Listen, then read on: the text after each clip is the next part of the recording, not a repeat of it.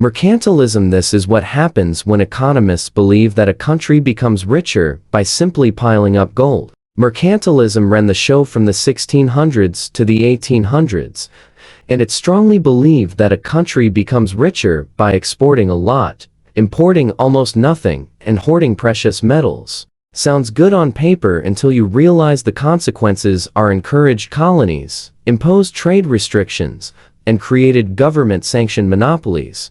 But the problem? It completely ignored consumer welfare and market dynamics. Nations competed in a zero-sum game, believing that one country's gain was automatically another's loss. This worldview didn't just hinder economic progress, it fueled wars and colonial exploitation on a massive scale. Today, economists universally reject mercantilism. It ranks at the bottom because it fundamentally misunderstands how wealth is created, focusing on hoarding rather than production and exchange. CTA.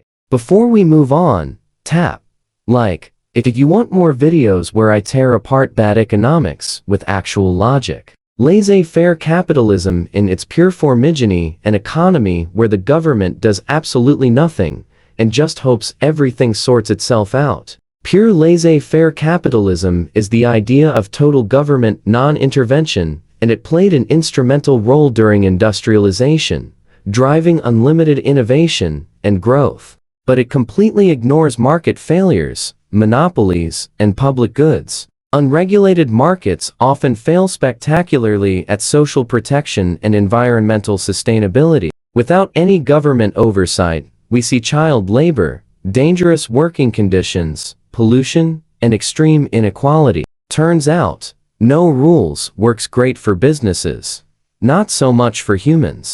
The evidence is clear. Some regulation and intervention improves outcomes. Pure laissez-faire earns its low ranking not because markets are bad, but because the theory takes a good principle like market efficiency to an unworkable extreme. Communism here's the theory that promised perfect equality and delivered some of history's biggest economic failures. Advocated by Karl Marx and Friedrich Engels, this theory focused on public ownership of the means of production to achieve social equality and end exploitation. The 20th century provided a harsh empirical test. Communist experiments led to widespread inefficiency, stagnation of innovation, corruption, and in most cases, eventual collapse. The Soviet Union, Mao's China, and other centrally planned economies consistently underperformed market economies in almost every metric. That said, some elements survive and work well, such as public health systems, education infrastructure.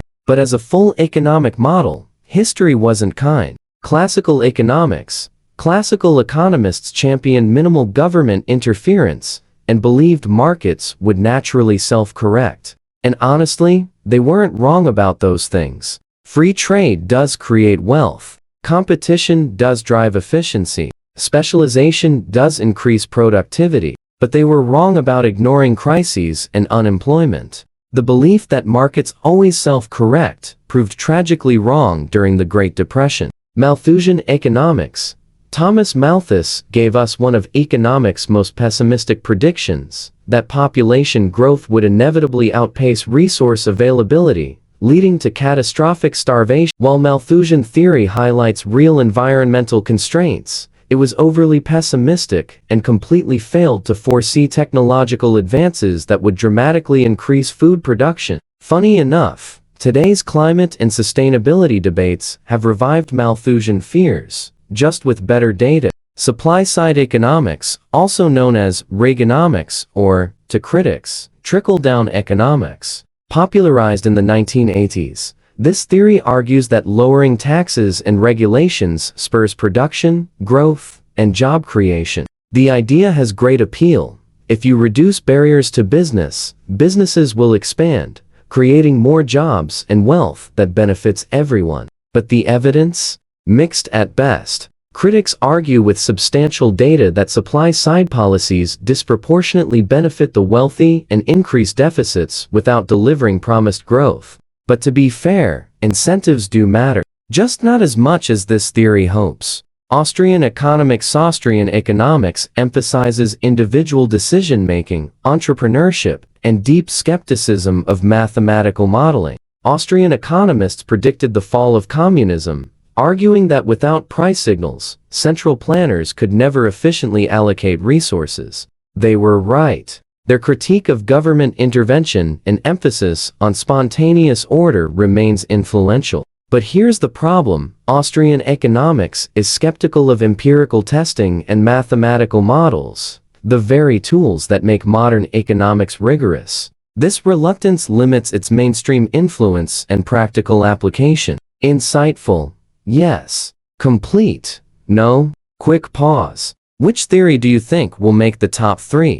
Drop your guess in the comments before we move ahead. Keynesian economics. 36. The world is mired in the Great Depression. Classical economics offers no solutions. Then John Maynard Keynes published The General Theory of Employment, Interest, and Money, and economics was never the same. Keynes argued that governments must intervene to manage aggregate demand, especially during recessions. When private sector spending collapses, government spending. This theory transformed how we think about economic growth. Instead of treating technological progress as external and mysterious, endogenous growth theory places innovation, technology, and knowledge creation at the center of growth. It explains why investing in education, research, and development pays enormous dividends. This theory directly informs modern development strategies and innovation policy worldwide. Schumpeterian economic destruction. The reason your favorite brands die and new ones take over. Joseph Schumpeter gave us one of capitalism's most vivid concepts, creative destruction. This theory explains how innovation constantly revolutionizes economic structures, destroying old industries while creating new ones. It perfectly captures the disruptive, messy, innovative nature of capitalism. Painful? Yes. Accurate? Also yes. Feminist economics. Here's the theory that asked a question mainstream economics avoided for centuries. What about the work that isn't paid, but keeps society alive? Feminist economics challenges traditional models by pointing out that they completely ignore unpaid labor such as caregiving, domestic work, household management, tasks overwhelmingly performed by women. These aren't small omissions. Unpaid labor contributes trillions to global economies, yet it never shows up in GDP or productivity metrics. Feminist economists argue that real economic analysis must include social norms, power dynamics, and human well-being, not just income and market transactions. Behavioral economics. The theory that exposed the biggest flaw in economics: humans rarely act the way textbooks say they should. Pioneered by psychologists Daniel Kahneman and Amos Tversky, and economists like Richard Thaler, this field challenges the rationality assumption at the heart of neoclassical economics. Behavioral economics explains market anomalies, irrational behaviors, and systematic biases. The empirical findings are robust and have transformed policy worldwide. Governments use behavioral insights for retirement savings programs, organ donation registries, and public health campaigns. Behavioral economics doesn't replace traditional economics, it enriches it, making it more realistic and useful. Game theory. Used across economics and far beyond. Game theory models strategic interactions between rational agents. It's central to understanding auctions, bargaining, oligopolies, and any situation where outcomes depend on multiple actors' choices. Developed by John von Neumann and refined by John Nash, game theory has enormous predictive power. It helps design better auctions, understand cooperation and conflict, and explain market behavior when participants anticipate each other's moves. It's not just an economic theory, it's a framework for understanding strategic human interaction. Before we get to the final and most foundational theory of them all, make sure you subscribe so you don't miss the next deep dive. Supply and demand. When prices rise, quantity demanded falls, and quantity supplied rises. When prices fall, the opposite happens. Markets tend toward equilibrium where supply meets demand. This explains everything,